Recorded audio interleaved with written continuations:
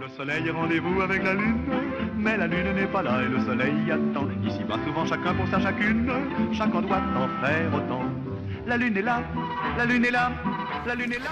La première lumière de l'observatoire s'est faite en juillet 2009. On appelle la première lumière le moment où pour la première fois une lumière astronomique touche l'optique d'une lunette ou d'un télescope.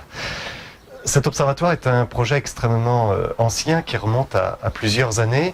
Et l'idée était de trouver un site d'observation astronomique, sinon exceptionnel, tout au moins d'excellente qualité, à moins de 2 heures de la ville de Nantes.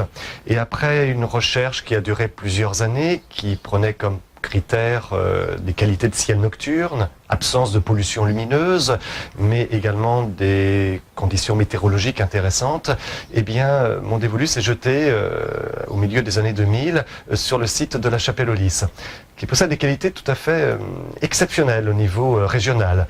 Tout d'abord, on est sur l'un des points les plus hauts de la région.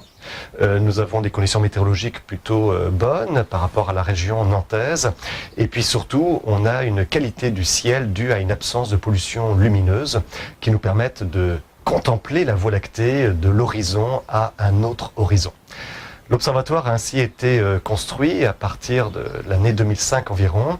Il permet d'accueillir du public, notamment dans l'organisation de stages d'astronomie qui sont organisés par une association qui s'appelle l'Association des bêcheurs d'étoiles.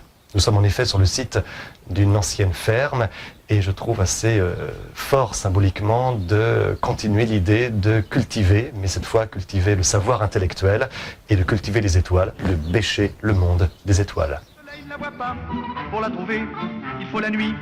Il faut la nuit, mais le soleil ne le sait pas et toujours lui. Le soleil est rendez-vous.